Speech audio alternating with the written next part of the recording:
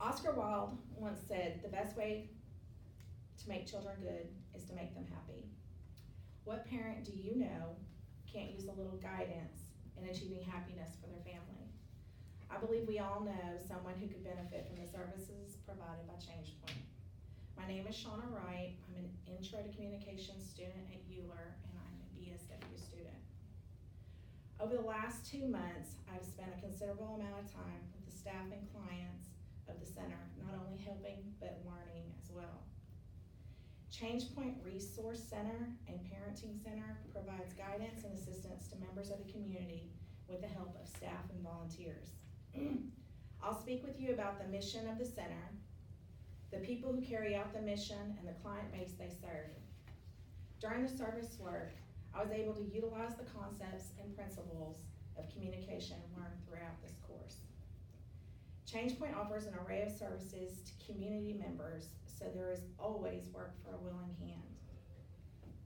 I completed my service at ChangePoint Pregnancy Care and Parenting Resource Center. It's a mouthful, so I'll refer to them as ChangePoint from this point forward. I'd like to tell you how ChangePoint impacts the community it serves through their center, staff, and volunteers. The mission of my organization, according to the director, Terry Sterned, states, "Our goal is to strengthen and empower women, men, and children through education, and most importantly, through a caring and attentive atmosphere." Terry Sterned is the operations manager of ChangePoint. Terry greets everyone as they walk in the door with a warm smile and gracious attitude. She quickly asks, "How can we help you today?" The individuals who enter the center come for many different reasons. The center works with the local courts to offer parenting classes and supervised visitations. ChangePoint Pregnancy Center offers free pregnancy testing and ultrasounds for expecting parents. Families in need can obtain food, formula, clothing, diapers, wipes for their children. The center is able to provide the services with the help of volunteers from the professional community. As a volunteer, I was asked to observe court-ordered supervised visitations. I did the court-ordered supervised visitations because I currently work for the Division of Children and Family Services, and we have many clients that are referred to ChangePoint, and to not cause a conflict of interest, I served with the court-ordered clients instead. I was asked to oversee the visits. As a volunteer, I was asked to encourage and direct the parents and the children. I was instructed to offer encouragement when needed. I also had to maintain detailed notes. I was advised that the reports I provided in regards to the visits could be used in future court proceedings. I worked with a mother and her 2 young children doing their visit most weeks. It was interesting to see the dynamic when the children would have to leave and the looks on their faces as they would have to separate from their mom and go back with their grandparent. I supported the mission of ChangePoint by utilizing empathetic listening skills when working with the clients, encouraging and advising the parents during visitations, and recording accurate and detailed notes of the visits I completed. As I completed the service work at ChangePoint, I utilized the skills I obtained through the teaching of this class with the individuals I served. There's a communication principle and 2 communication concepts connected to my service experience. In this class, we've learned about communication principles and concepts. I'll discuss now how those were displayed in my service at ChangePoint. Communication is both verbal and nonverbal messages. This principle, defined by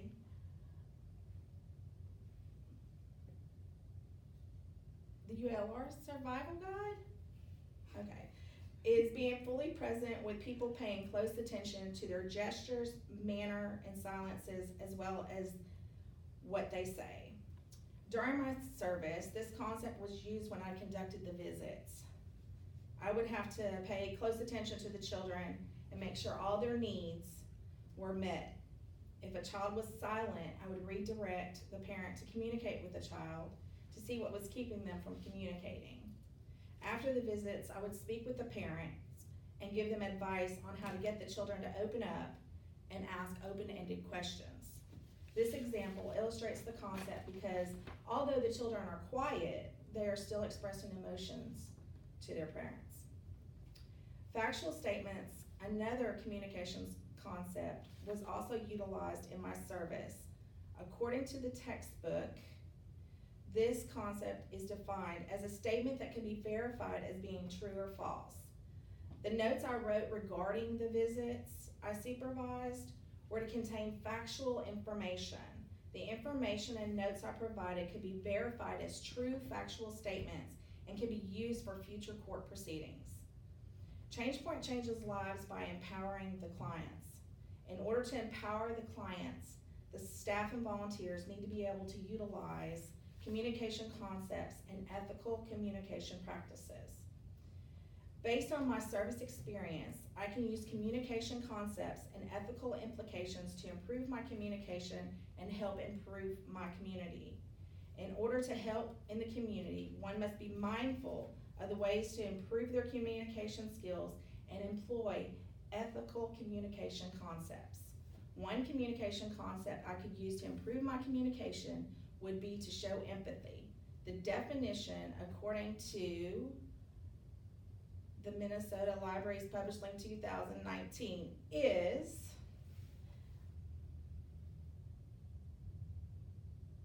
the ability to project oneself into another person's point of view so as to experience the other's thoughts and feelings. I chose this concept based on my service experience because the individuals that come to ChangePoint are experiencing different emotions. Some are separated from the ones they love, and others are in financial crisis and unable to provide essential items for their children.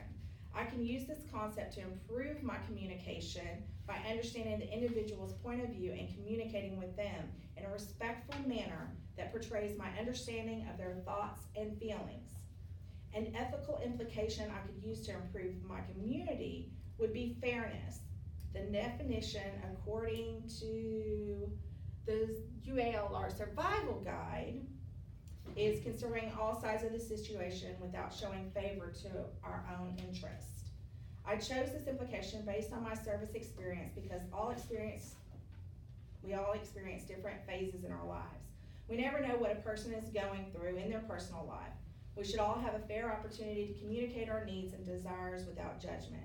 I can use this implication to improve my community by giving all individuals an opportunity to speak and listen to all sides of the situation.